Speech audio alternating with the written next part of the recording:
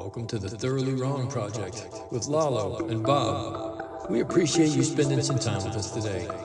Let's jump right into that weekly dose of things you can disagree with. Take it away, guys. Hey, guess what? Whatever. We're back. It's been a couple weeks, but we're back. Well, welcome Yeah, back to the Thoroughly Wrong Project. And this whole time has been Armando's fault here. Is it Armando? Yeah. something like that.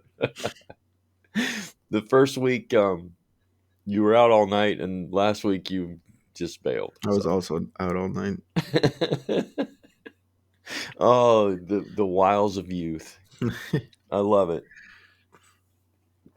I was at But the no, hockey. I told myself like no matter what, I would make it this time. I That's wasn't cool. out all night, but um, yeah, I set my alarms and everything. So That's cool. That's cool. I was at a hockey game last night. oh It yeah, you was were telling me about it. It went it to was like OT, amazing. no? Yeah, it was amazing, dude. I've never seen that before. Like a three-person, 3-on-3 shootout. It was pretty cool. I don't know much about hockey, so but Hmm. last night made me want to, Interested. yeah, it did. It really did. I was like, okay, I want to learn the rules now so I know what the fuck's going on. It was like hockey's like watching rugby. I don't know. No, yeah, So it's cool. It's cool. I mean, I don't really know all that much about it either, but like I know like the basic things, you know.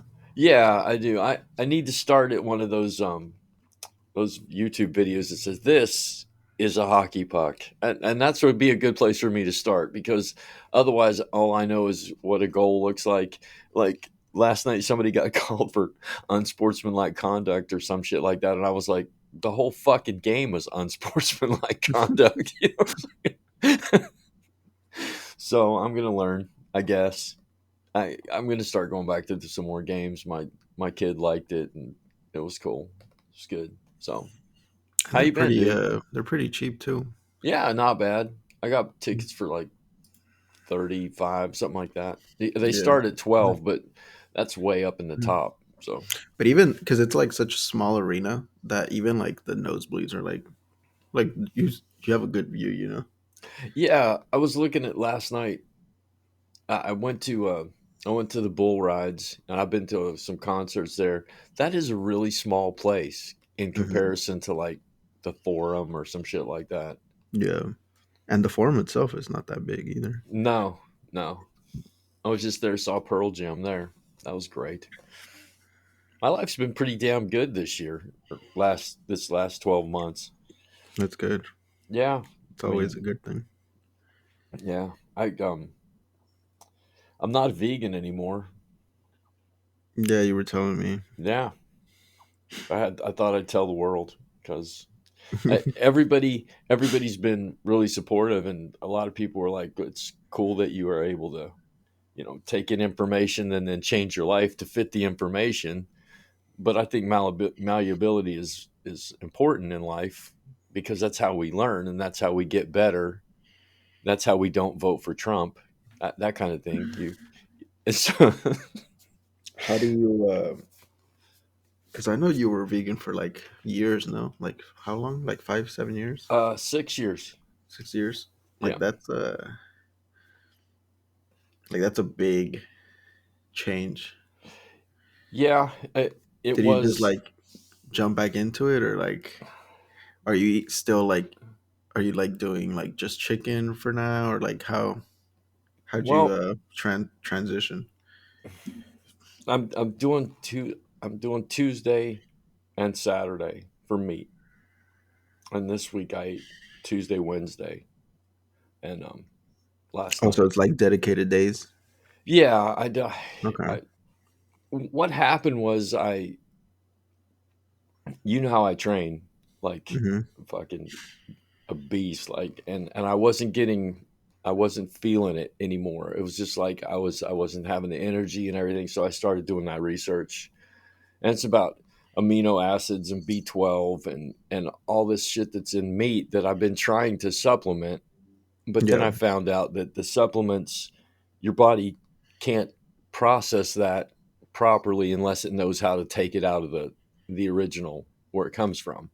Hmm. So I decided to go back to red meat, and I don't like beef that much. So this week I did the first week back I did beef once, and I did bison twice. And bison's a lot healthier. It's grass fed and organic, and they wipe its butt and pet it before they kill it. I guess I don't know, but I still feel bad about taking an animal's life. But it is imperative that we get those nutrients out of that meat so your Yeah. body can start to learn how to process, and then you can supplement the lysine and all the things that are in beef and B12. And so I'm gone back to it enough to train my body to use those nutrients. And I still think it's funny how I think it's hilarious how when you tell people you're a vegan and they're like, well, where do you get your protein? And it's like, I want to say, well, where do you get your lysine, your B12, you have no idea what the fuck you're eating. So, so, so being a vegan has taught me to be better health, but it's also taught me what our bodies need in order to thrive. So here I am, Right. man, and I'm feeling good. My workouts this week were like amazing, and my sleep has begun to be like something I look forward to, dude, which is something I've never done. I look forward to going to bed at night like I'm gonna sleep like the fucking dead, and it's awesome. I love it. But I think that's because I've quit drinking and the drugs too. I'm on day 40. What is it, Sunday? Day 41 today. That's awesome, man. Yeah. Yeah. My whole life has fucking changed in the last 40 days in ways that I had never imagined, dude. That's like what? It's like over a month, right? A little over a month. Yeah. Month and 11 days. So I'm feeling crazy good. And like I said, like I tell people, for decades of my life, the longest I've ever been sober is like 100 days, and I only did that just to see if I could do it, Lalo. I mean, it wasn't like, Just because. yeah, but this time I have this clear horizon now where I don't see drugs in my future. I'm not like, wow, man, in 9 more days I take that test and then I can get high. That's not it at all anymore. It's like I'm clean and I want to stay clean, and I see the future clean, and I see sleep in the future, and clear mindedness in the future, and good health, and all the things that come with sobriety and it's exciting. It's like I feel like a little kid at Christmas. Like, is this what my life could have been? Did I fuck it up that bad for so long? And yeah, and so but instead of lamenting like, oh man, for 40 years I fucked myself up, I'm thinking I'm going to have a good late middle age and old age. I'm going to be good. I'm going to take care of myself, exercise, eat right, sleep, water, meditation, all the things that come with good health. That's Hmm. that. Yeah. I'm excited that about my life, man. It feels good to feel good. No, that's always I think that's like a good what's the word, like motto to live by. Yeah. Feels good to live good. It feels good. I like feeling good because feeling good makes me feel good. I guess I, I just didn't know, you know. Yeah. And when I try to tell people who don't understand, I get, I don't know, you can become sober and that changes your life. And then, or you can become healthy and that changes your life. Or you can, go to school and that changes your life. When you start doing everything, when you start hitting all the high points and you take care of all of it, and you eat right and you sleep right and you take that me time and you meditate and you read and you cut out bad food and I cut out everything out of my life, you just get this weird feeling that everything's okay. And I've never had that before. There's always been some sort of stressors or, and I'm not saying my life is perfect. I've been out of work for a fucking year. I'm deep in debt, but I can see myself getting out of it now instead of like, what the fuck am I going to do? I should get high and think about it, you know? No, Hmm. I have this clear path towards getting out of debt again and fixing my truck up and going on vacations and spending time with my family and learning things and hockey games and there's all this cool shit that's happening to me instead of the stresses of life taking me down. I don't worry about it. It's like I'm sailing right through them, and even if something bad happened, I'd be fine. It's like I'm going to be fine in the end because I'm taking care of myself. There is nothing's going to I don't feel like anything's going to take me out right now. No, I think that's really good. Like even just like, you know, being in that environment, it like that alone like helps you, you know, or like feeling that way. Yeah. Um, because I mean, and I think it also matters like the perspective, you know, like how you view, you know, your individual situation. Yeah. Because I mean, a lot of people view things differently, and it makes them, um, you know, react differently. Like in school right now, I'm learning about like emotional intelligence, Yeah. um, in comparison to like IQ, you know, which like a lot of people would tend to have like that, you know, the general sense of like, you know, how smart you are, you know, and Yeah. like how high your IQ is. But, you know, you can make the argument that emotional intelligence is, you know, just as important, if not more important, because that's basically like you being aware of like your emotions and how they, you know, affect your behavior. Yeah. So, you know, you can be in a certain situation, um, you know, let's say somebody like let's just like lost their job, you know. So you could be in that situation and, you know, get super like depressed, and, you know, once you're depressed, like, you know, it just affects every other aspect of your life. Yeah. Anxious Or and yeah, or someone else could, you know, lose their job, and then, you know, they take that opportunity to like, um you know, maybe go back to school, or, you know, try to look for something where, you know, try to look for a job where they're actually happier than they were, you know, previously. So, you know, it's being aware of like how you're, like how you feel affects what you do, you know, how you react to things.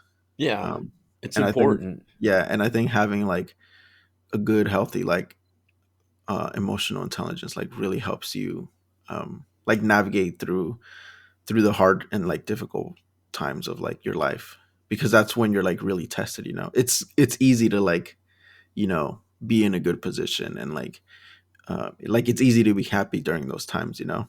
Yeah.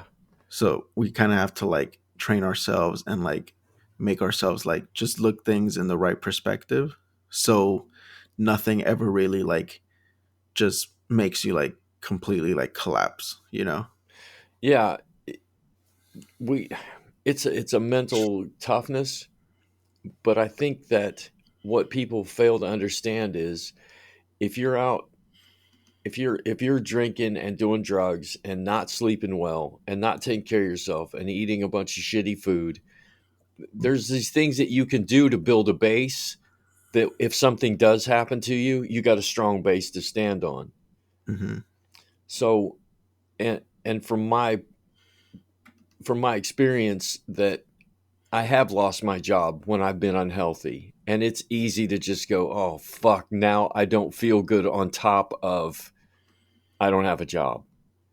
So you have to have some sort of anchor in your life, be it psychological, but like a good relationship or good health. And when you, the more anchors you have in your life, the less those things, those winds can buffet you and take you out. It's like I have a great relationship. I have great health. Um, everything's just in place. The only thing I didn't have was I needed a job. And what happened was with I don't not going to go into detail because I shoot myself in the foot. But I tried to get this job and things were going wrong and things were going wrong until I made some phone calls and then the job got unlocked for me. But at that time it was going wrong. I was going deeper and deeper in debt, and I didn't want to panic. So every day I Mhm. would meditate and think, okay, even if I don't get this job, Lalo, there's a ton of jobs out there I can get. Yeah.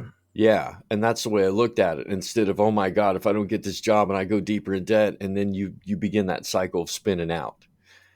And there's nothing better than having a base, having a good relationship and good health and feeling good and waking up every morning rested up. And there's nothing better, no better way, healthier way to attack this life than as best you can, instead of I'm depressed, I'm going to get drunk, and then I'm going to wake up feeling shitty. And then I'm going to start that next day just from a bad point anyway. You have to, like you said, emotional intelligence, but all that's tied to your entire life. You're, Hmm. we are so many, human beings are so multifaceted that one thing can take us out. That's Yeah, I think fucked that's up. why it's important to like not so much like prepare, but just like you know it's almost like you're training. It's almost like a muscle, like you're Yeah. training your brain to like deal with different things in life that may or may not come up. Um, but by doing that, like you're becoming, you're increasing your emotional intelligence. So like you're making that muscle per se like stronger. Yeah. So feeling good makes me feel good, man. I can't I can't tell people enough that after 40 years of abusing drugs and alcohol, you can stop at any time. You don't, it's rough, dude. It was seriously rough. But I think that the way that I approached it this time was different than any other way I've ever approached it. And I've always said, well, I got to stop smoking weed because I got to get a job, or I'm going to change jobs, and so I got a piss test. So it was always that weight of like, and then as soon as you go down to the place and you give them your piss, which has always been weird to me. And as soon as they say, okay, you're good, you're hired, it's like that day I was in the sack. I was in the digging deep in the bag and getting high and partying and laughing and going right back to feeling shitty, even though I had started to feel better. I couldn't tie the two things together. But Yeah. this time I laid it down. I told my wife, I told my family, I told my friends, I'm done. I got to be done because this is taking me out a little bit at a time. And everybody's understanding, but I don't have anybody to hang out with anymore because my all my life and all my friends, everybody was tied to that lifestyle, and now I can't go back to it. I went over to a friend's house when I was 14 days sober, and it was rough because everybody in the room was like, haha, and drinking beer and smoke weed. And I was like, I was just sitting there, man, like, fuck. Yeah. and, and then I decided I can't go back there. And I miss, listen, man, I lament the people that I've lost. I do, because they were my friends. But this is going to make me a much better mental health counselor because now I have that in my repertoire of experience when people get sober, the first thing that falls away is your lifestyle, your people. And that's hard. When your best friend is an alcoholic and you guys sit together and drink and talk about your problems, and then you decide I don't want to be an alcoholic anymore. You can't hang out with an alcoholic, man. If they're not going to follow you, you got to let them go. And that's I'm getting fucked up about it. That's hard, dude. Yeah. But that's okay. Like I said, that's going to make me a better mental health counselor. And when I talk to people now about how they're losing their friends and family, I can empathize. I get it. That's rough, but it's better for me. And maybe somebody will follow you. That's what I'll tell people. Maybe somebody will follow you. It, maybe you'll rescue somebody from that life, because it is, Lalo, it's a rescue. It really is. Now that I'm out of it and turn around and look about what I was doing, fuck. What an idiot. Seriously, what an idiot. You don't sleep well, your health is bad, you can't concentrate. The only way you come home, you spend all day looking forward to getting high. You come home, you get high, and it's just, there's nothing there. I've come further in the last 41 days than I have in the last fucking 10 years mentally. Hmm. Sorry, I didn't mean to turn this into a fucking AA meeting. Yeah, that's fine. But I mean, that's good. Like, I'm sure there's a lot of people that go through the same thing, or Hmm. like similar situations that sometimes, it's different when you like hear something from the outside.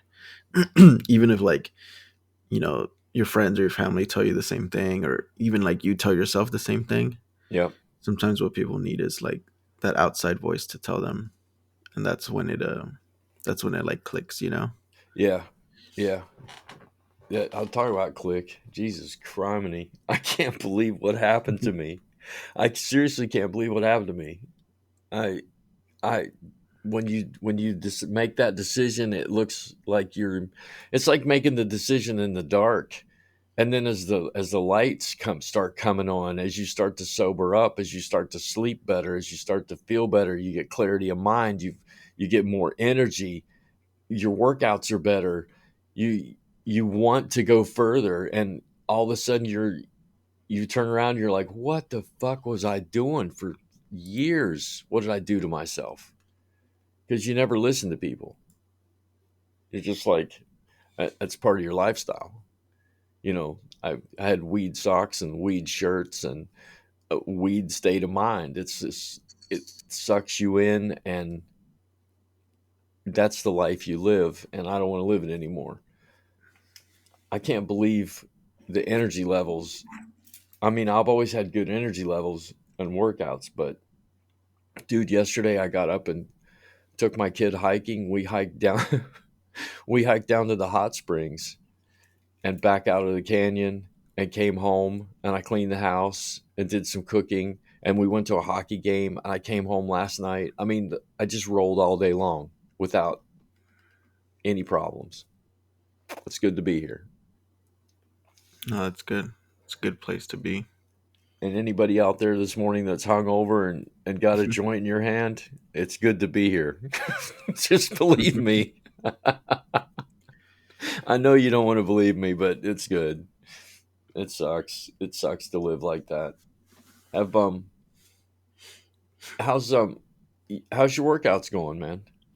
Good. I mean, I'm pretty like I've been more consistent with like the gym, and um a lot more consistent with like the eating and like what I eat and like how much I eat.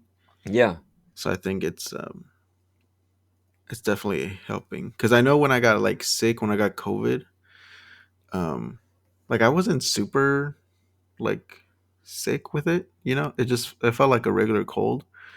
But like looking back, I feel like uh I probably like didn't eat as much like during those, like that week that I had it. Yeah.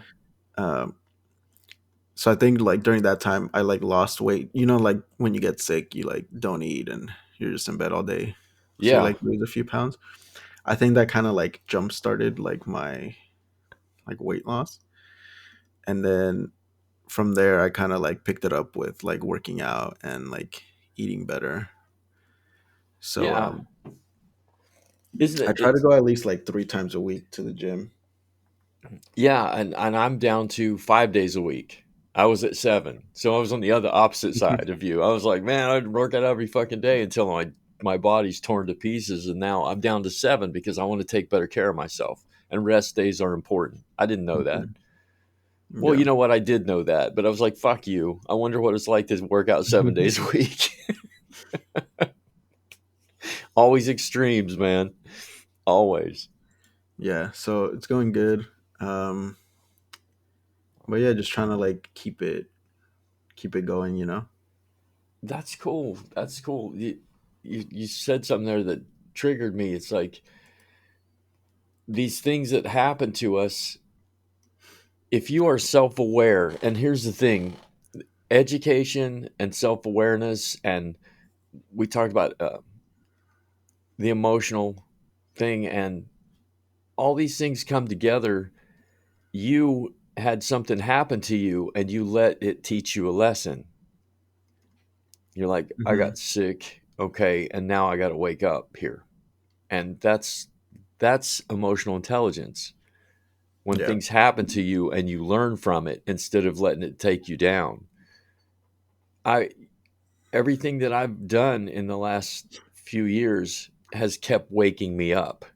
And it's like this long slumber that you're in when you're overweight and you're sick and you're tired, and then something happens to you and you let it take you down further, but instead you let COVID wake you up. And that's beautiful, dude. When you learn and then you keep learning, and it's like these building blocks. It's like COVID took me out, so I started to eat better, and then I started to feel better, and then I started to lose weight, and then I went to the gym, and now I feel even better. And it's like you start looking forward in time to what can I do to supplement my life and make it even better, instead of COVID made me sick and now I'm just sick all the time. Yeah. And I mean, I think, you know, for a lot of people, like that's what happens, you know, they get like that wake up call for like whatever issue it may be. Yeah. And then that's what, you know, gets them going. But I think, you know, there are some people that do it before that wake up call. And I think those people have like the strongest like emotional intelligence, you know, because they don't have to wait for something. Because I mean, sometimes that wake up call is like pretty bad, you know. Yeah, heart That's, attack, something like yeah. that. So, you know, for some people, like for me, you know, I just got sick and then I had like that stomach issue. So I mean, it wasn't anything like serious, you know. Yeah, But, you know, sometimes for a lot of people, you know, that wake up call to like stop being alcoholic is like, oh, I crashed into a like family of five and killed them all, exactly. you know. And yeah. So I think it's important to kind of like at least try to, you know, like just like evaluate like your life and like the way it's going and like what you do and how you do things to kind of like at least, you know, get some sense of like, am I doing this right, or like should I be doing this, or is this good for me? Like all these different questions really help you like mold um like an idea of what you want to do and like the person you want to be. Yeah, So exactly. Well said. it's, yeah, so it's you know, it's, there's nothing wrong with, you know, like changing or making that change, you know, like at any point in your life. And like we said, sometimes you need that wake up call. um but I would say it's at least worth a shot to, you know, if you have like the self-awareness to like at least think about it, you know, even if Yeah, it doesn't happen like right away, like, oh, yeah, you at know, like I least should really, explore it. At yeah. least make an exploration of the idea that's in your head. Yeah, because I mean, I'm pretty sure like most people that like let's say smoke cigarettes, like probably all of them know that like it's bad for them, you know. Of course. um but they, they keep doing it. So I think even just like, maybe if you just like tell yourself like every once in a while that, like, oh, this is bad. Um, or, you see something small that like makes you think that, oh, like this is really bad. Yeah. Um, then I think, you're kind of like chipping away at it a little bit. And I think that's Yeah. always better than like, Yeah. progress.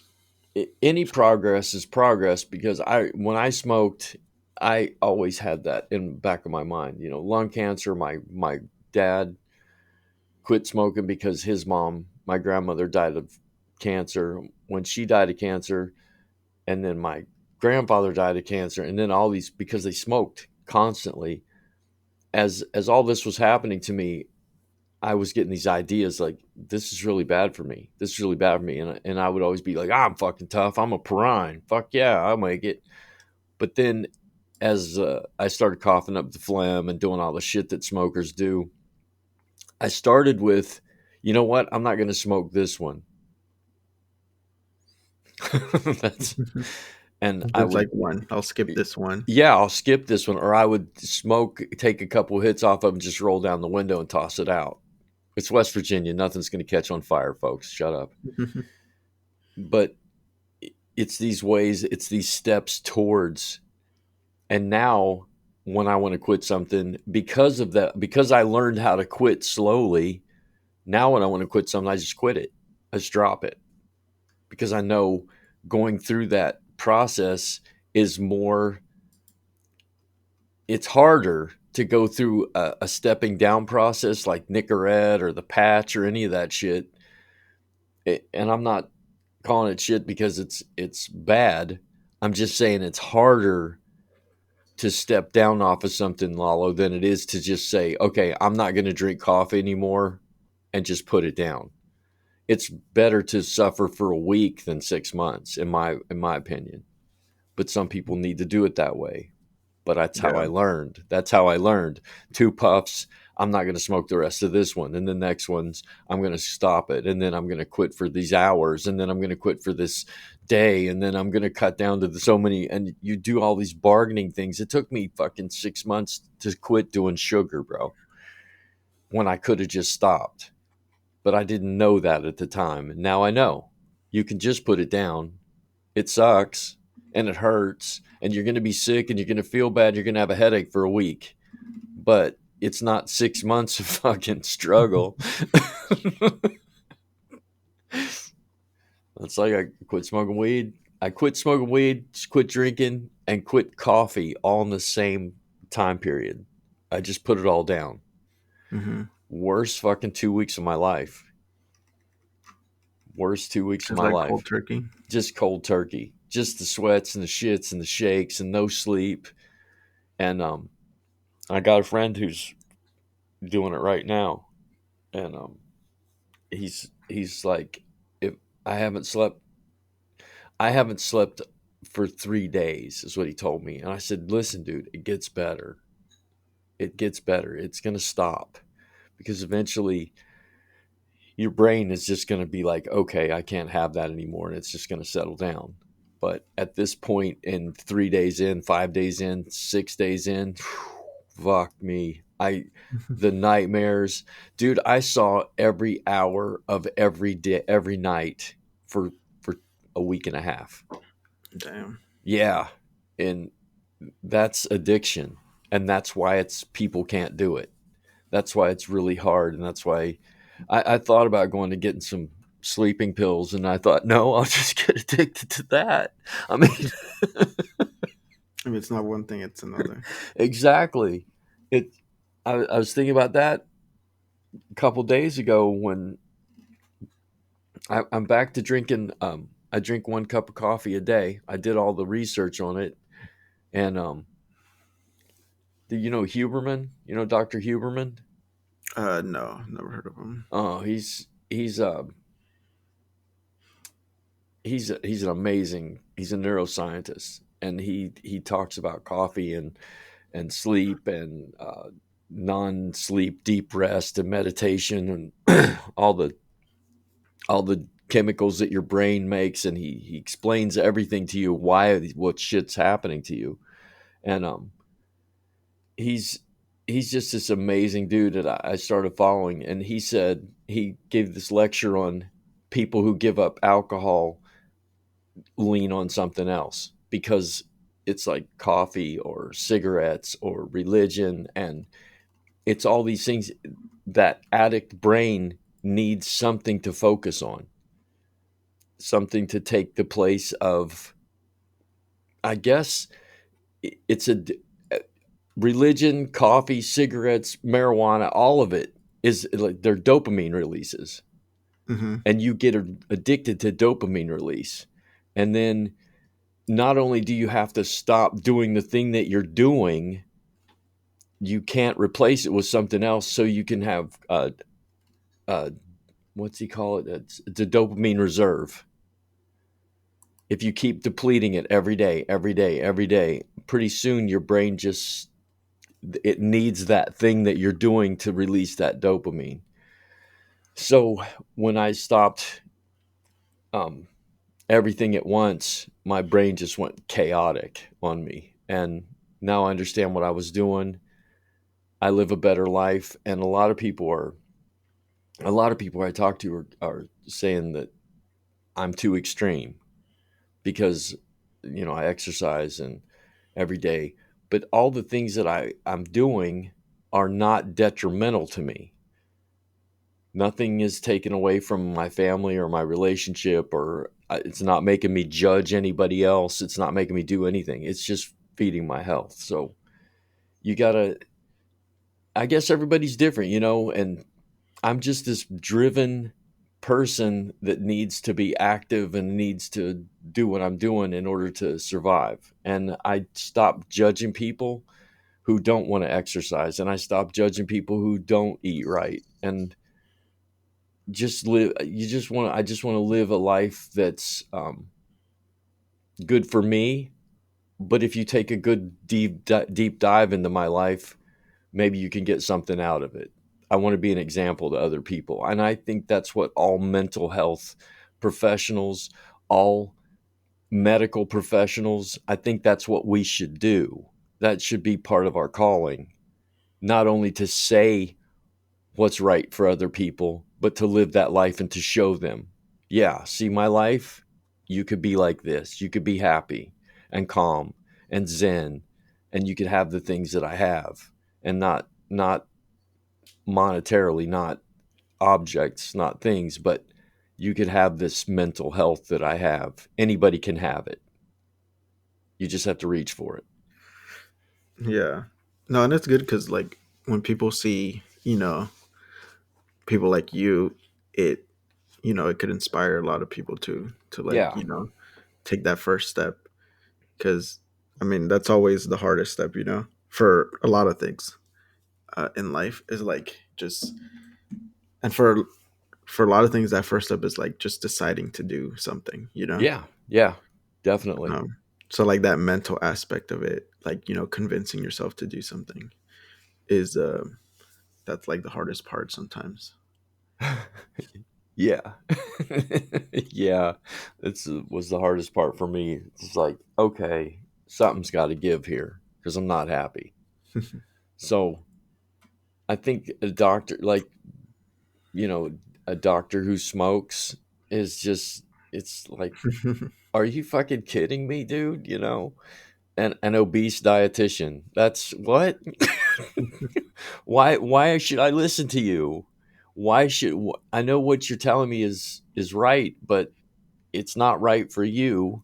Why Well, would you tell sometimes me? people like it's easier for some people to like um I don't know how to describe it, but like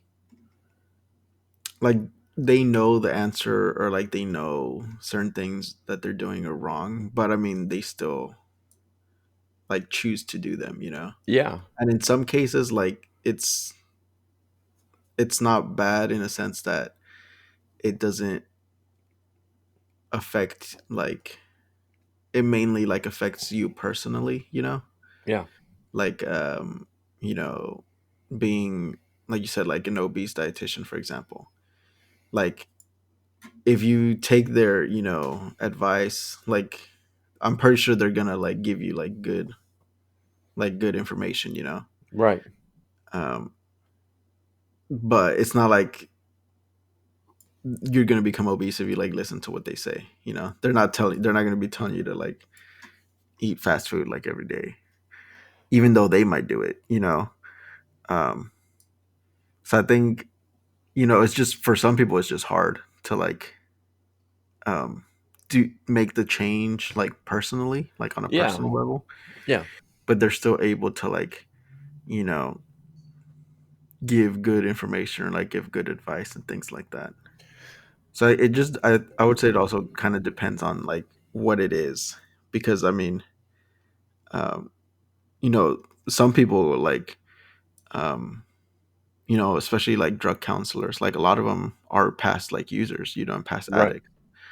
So, um and they could be some of the best people to talk to when it comes to like, um dealing with drug use.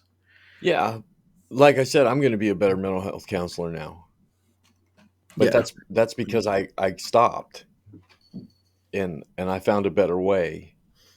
And like I said, I'm not judging anybody, but here, when you look at it, when you step back and take a look at it from the 10,000-foot view, a parent is is in charge of their children and raising their children, and a parent who is smoking and drinking and running around and cheating on their wife and doing everything in front of their kids, and then telling them this isn't the way to be, is not that's not that's detrimental to the child. That's sending two different messages at once. And as human beings, Lalo, you and I both know, as mental health professionals, 9 times out of 10, 99 times out of 100, the person's going to choose the easier path. Yeah. So if you are an obese dietitian, you're sending mixed messages, is what you're doing. And you're Mhm. not, you know, if you choose to go into that field, I think all I'm saying is you should understand that making that choice is more than just learning about it and talking about it. Because mental health professionals with, you know, mental health problems and drug and alcohol problems, and doctors who smoke and do drugs, these are mixed messages, and you're not going to help your population that you're interacting with, because most of them are just going to choose to be like you instead of listen to you. So I, Yeah, you that's true. know, That is the easier. That's always the easier thing to do. yeah, and I feel bad that I've been working with. It's not guilt, and I'm not, overcome with it, because I had problems, but I feel like I wasn't an effective counselor. I wasn't an effective friend when I'm telling people, hey, you need to straighten up, and I would go home and get fucking shit faced, drunk, or smoke weed, or do what I was doing. I was living this double life. They didn't know it, so I looked like I was being effective, and I probably was more effective than someone who is taking a drink and telling you not to drink, because I was doing it in secret. But I think now I'll be more effective because it's honest. Hmm. So I'm coming from a place where, hey, you know what? I was a total fuck up. And like you said, drug and alcohol counselors that were complete fuck ups for years and years and years make the best drug and alcohol counselors, because they're empathetic. I get it. And when someone's on drugs and a meth addict turns to you and says, meth, being on meth is hard, and I don't think I can make it.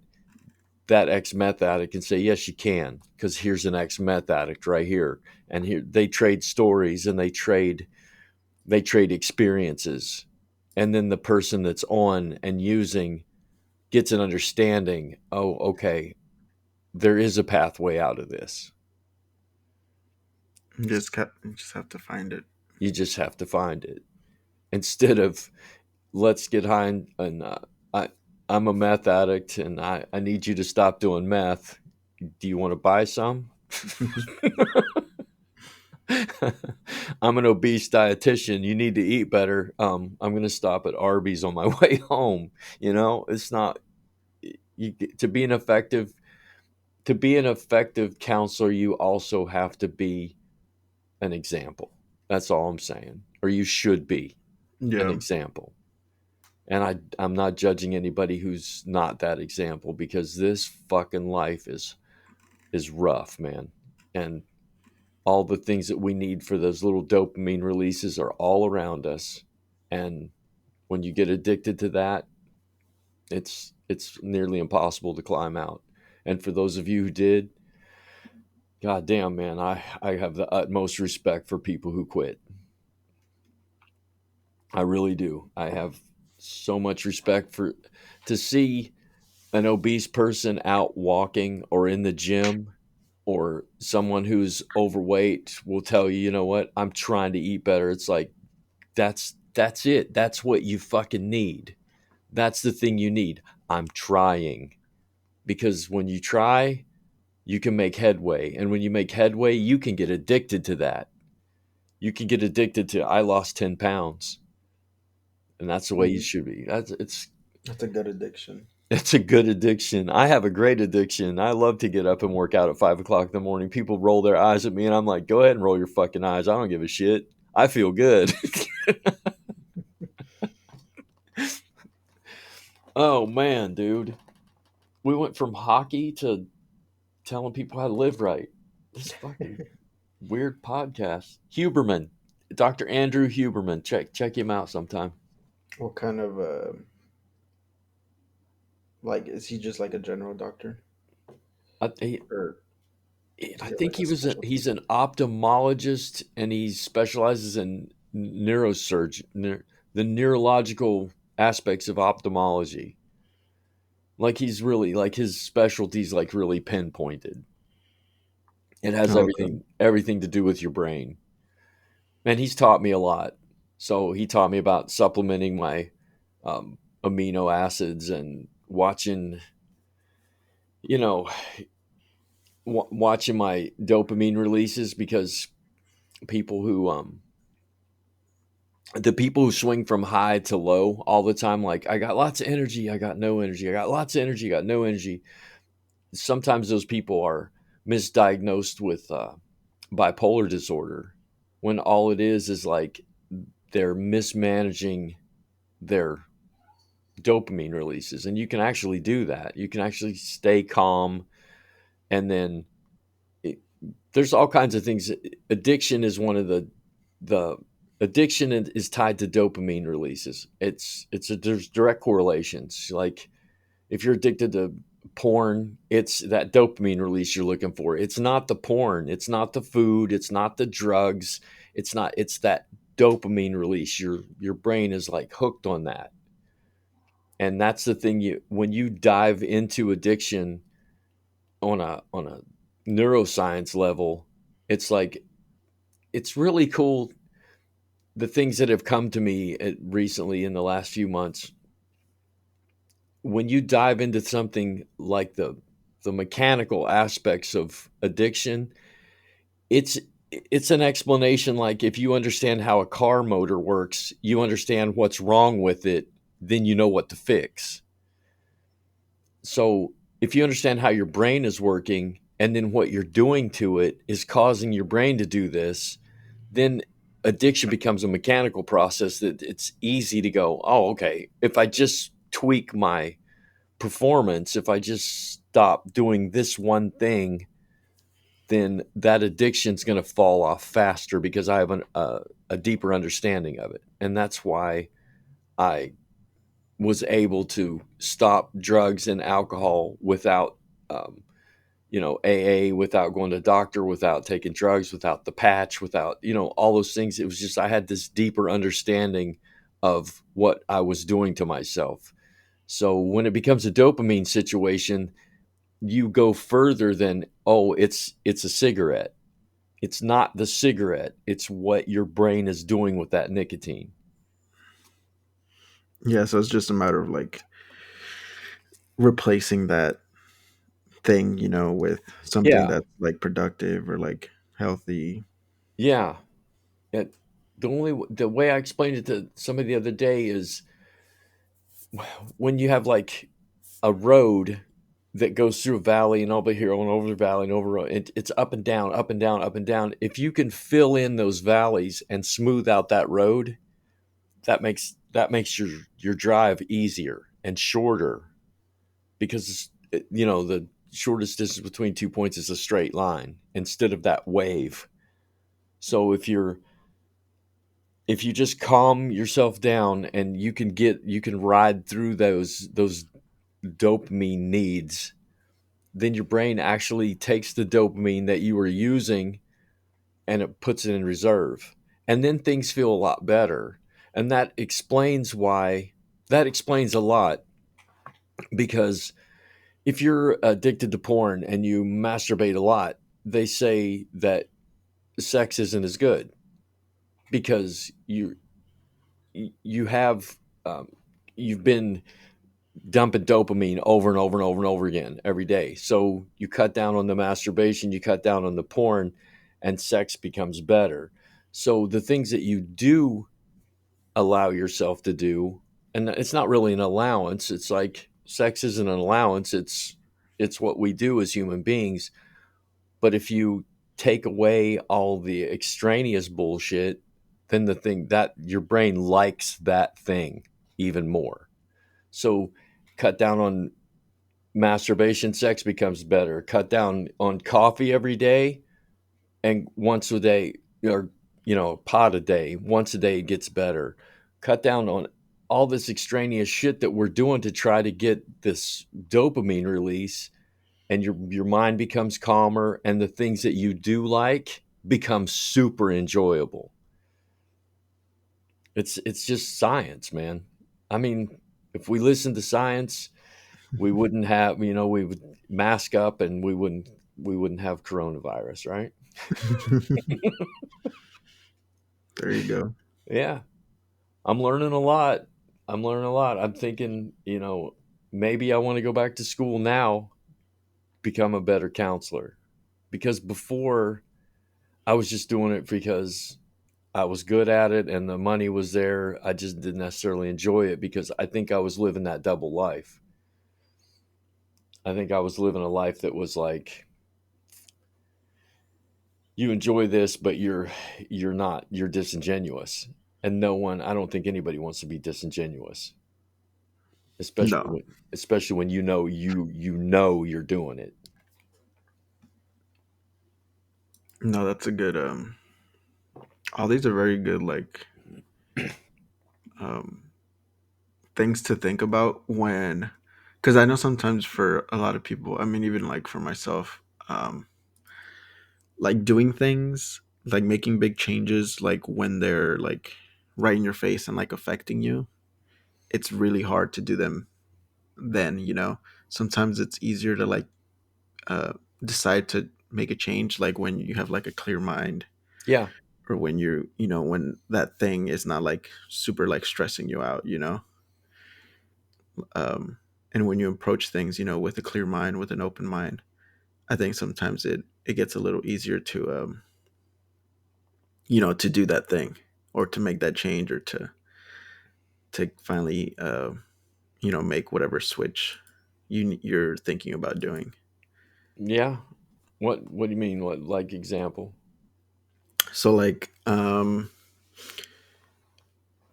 let's say you're going through like a situation where let's take like healthy eating, for example.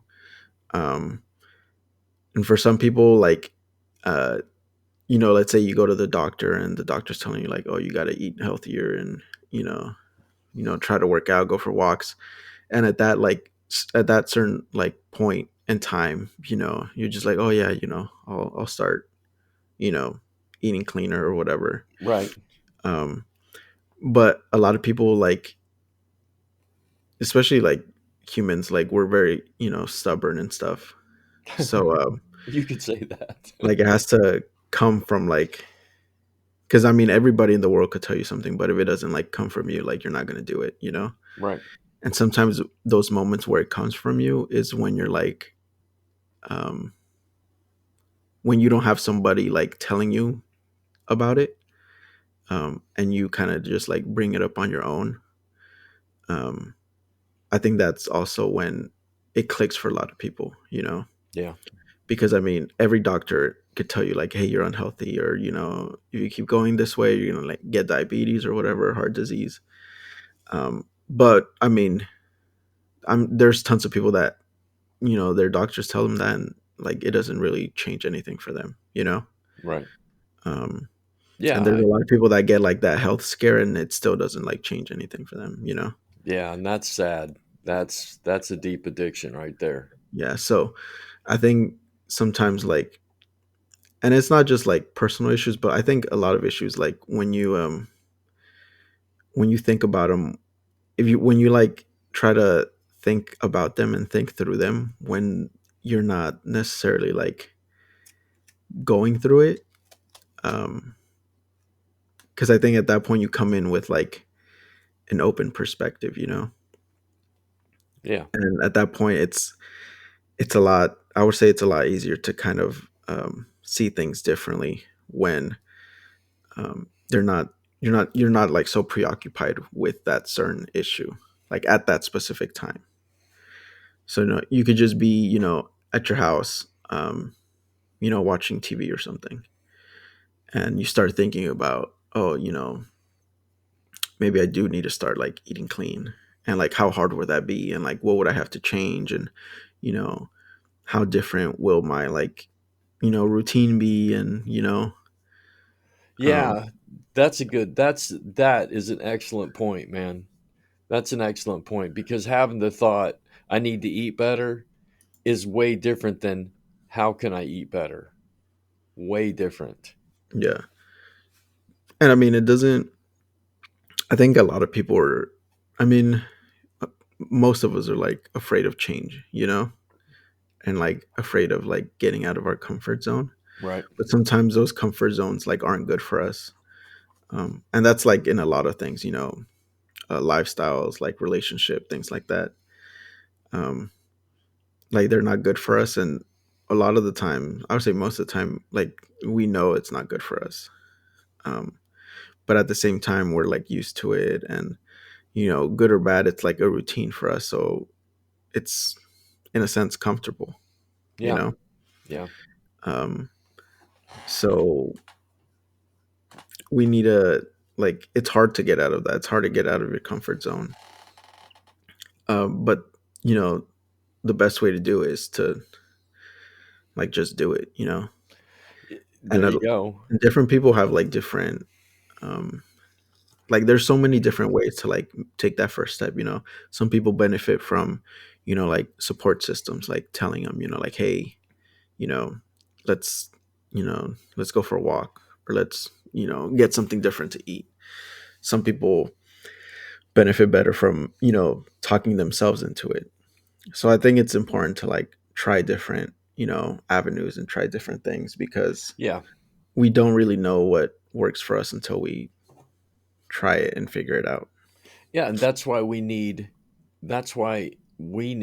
as humans all these different there's self-help books and there's self-help movies and there's therapy and there's AA and there's group and there's friends and there's family and there's everybody is tied to the world in with different tendrils.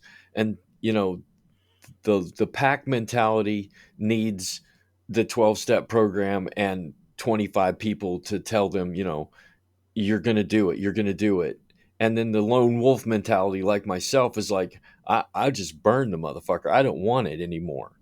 And I'll fight through it myself. And we're all different. And it's when I run into other pack mentality people, you know, I still know that way, but I'm less empathetic. But when I run into the lone wolf that wants to quit, I like that guy. I like that girl. It's like I smoke. I'm gonna stop smoking cigarettes. I'm on day one. How you doing it? I just fucking threw the pack away. Okay, those are my people. That's my tribe. And I'm beginning to understand that in such a way, in such a deep and profound way, that we need our tribe, and everybody's different, and no one should be judging anybody else. No one should be judging anyone else. You shouldn't judge people who go to AA meetings. You should, even if you don't agree with the 12-step program, even if you don't agree with the religious aspect of it, you should push that person towards their pack. Excellent. Go do that. And when you meet somebody who's like, I'm quitting drinking. Well, how you doing it? I'm just fucking quitting drinking. Way to go, dude. We need to be more cheerleaders for each other than you need to do it like I do, or you need to do it like I say. If I've read all kinds of different books, I can push people in all kinds of different directions, and we need to be more supportive of one another instead of this thing that's happened in America where everybody's against everybody else, and if you don't think like I think, then fuck you, you're wrong. I It's a better world when we support each other.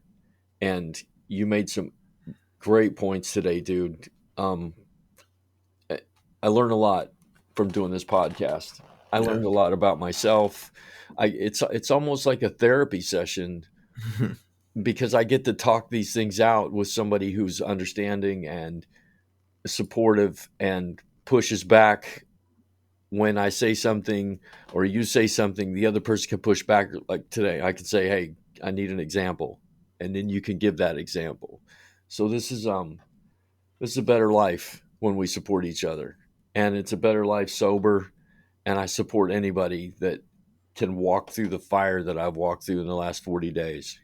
It's been unfucking real tough. I feel like I climbed a mountain. Yeah, because I mean, there's no one way to do anything. You know, Yeah, like, there's no one solution to anything. Um, so it's just a matter of like what works for you. You know, and it's also good, like you said, to like not um, like judge people so easily. I guess, yeah, and that's definitely something that I've like worked on. Um, like in the past like few years, because I mean, like let's say even something like at an AA meeting, like there's people that, you know the thing that really helps them through it and solve their addiction is like religion, right. and people have told me that, people have like in work or like just in life, they've told me like, oh yeah, like, I used to do, so and so, I used to do all these drugs, or I used to drink, but then, I became religious, and like, that, changed everything for me. And, I'm not gonna, because I mean, me, I'm like not the biggest fan of religion. You Like be the both, first, brother. yeah, I'm not gonna hear that and be like, oh, like, fuck your religion, blah, blah, blah. Right. Because, that helped them, overcome like, their demons or like their struggles. So, different people have different um, solutions. There's no one size fits all for, fixing addiction or fixing like obesity. Right. So I think that's important to acknowledge, because something that works for you is not going to always work for somebody else. And that's okay, because a lot of people are quick to, you know, um, that's where a lot of like the judgment comes from. Right. Because, a lot of people have like similar struggles, and you'll tell them like, oh, I tried this and it worked out, and they might try it and then it doesn't work out, and Yeah. then they tell you like, oh yeah, I tried it, it just wasn't for me. And then a lot of people hear that and like go to judgment. They're like, oh, then you must not want to get better, Right. because it worked for me, and look at Right. me. The only judgment I would have when someone says, "Oh, I tried that and it didn't work for me," and I want to. My next question is, well, what are you trying now? Because if you recognize there's a problem and that didn't work, well, there's another solution, isn't there? I mean, Yeah. isn't there another avenue that you can try? Because not everybody looks good in a cowboy hat, right? that's that's just basically the way I would say it. It's like, okay, so you went and you tried a cowboy hat on and that didn't work. Have you tried a fucking beanie? So my only judgment towards people who have serious issues that are impacting not only them but their family, their culture, their work, their all the problems that addictions cause.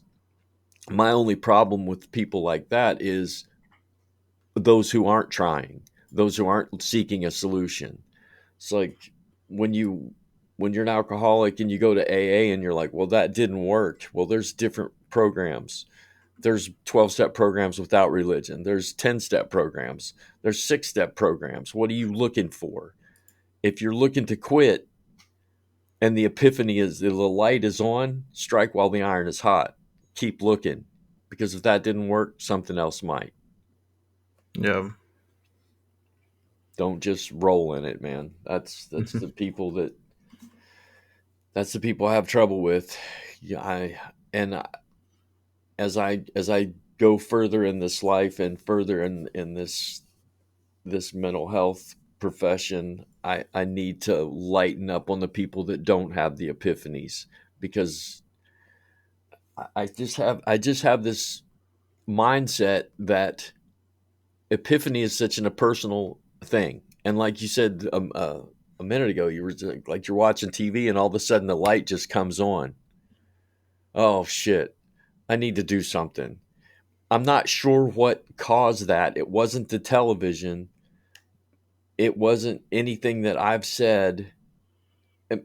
But I think all the things that have turned on in my life, all the epiphanic moments have come from all the epiphany that is my favorite word, because when you look at it, it's like 10 different people or 10 different um, things, television shows, a book, a radio, a podcast, all the things, all the information we get tidbits of information from each and every one that have nothing to do with anything with each other. And all of a sudden, those 10 things fit together in a puzzle in your mind. And you're like, oh shit, that was the final puzzle. That was the final puzzle piece. What Bob and Lalo just said, that was the puzzle piece that finally made the light come on. So I have trouble with people who aren't trying. So I need to soften my stance towards them and know that if I just give them one piece of information, it might just be a piece of the larger puzzle. And just because it wasn't me who turned that on for them, it was something that I said, and then something Lalo said, and then a book they read, and then a quote they heard, and then something from TV, and then something from church. And then all of a sudden you go, oh, fuck, I need to change. So there, I just did it to myself. I just softened my stance towards people who aren't trying, because And they're sometimes there's a reason they're not trying, yeah, yeah, and you have to like address that, and they'll be able to like get on track. yeah. Wow, dude, we should write a book. But no one would listen to it. Hey, man, have a good week, okay? You too. This was nice. This was good. This was eye-opening for everyone, including the host. Which is that's my Always a favorite. good thing. That's my favorite kind of. That's why reason I like podcasts so much, is because I just get things that you. It's like I said, it's like therapy sessions. You're like, oh fuck, man, I need to soften my stance against people who aren't trying. Shit, now I got to change my life because of a stupid podcast. All right, man. Well, you gonna make it next week? Yeah, I should be here. All right, I'll try to be here. Oh, because you're starting next week, no? I'm sure there's like No, things you gotta like prepare and stuff. well, even if I work nights, I don't go to work till Sunday evening, so this Oh, podcast will okay. be unaffected. I'll just be tired for a few months. I have this plan to Yeah, get myself out of debt, get myself out of debt in 10 months. So okay. I got to work hard, but at the same time, I'm not going to let my relationship suffer, my health, the things that I like to do, my podcast, my exercise. None of that is going to be put to the side. I'm just going to put some pressure on myself to get myself out of debt. That's it. That's all it is. It's not like, I'm going to work 3 jobs and never sleep and get sick and fat and overweight and start smoking weed again. I don't do that. Concentrate. Concentrate. Focus, motherfucker. Focus. All right, dude. I'll see you next week, man. All right, sounds good. All right, later. Later, man. You have now experienced the Thoroughly Wrong Project with your podcast hosts, Lalo and Bob. We can now be found on Pandora Radio, Apple Podcasts, Podium Podcast, or by searching the Thoroughly Wrong Project to locate our YouTube channel. You can contact us directly by email at thoroughly-wrong@gmail.com or just leave a comment on any of our platforms. Until next time, thanks for spending your valuable time with us, and remember, always speak up and never be afraid to be thoroughly wrong.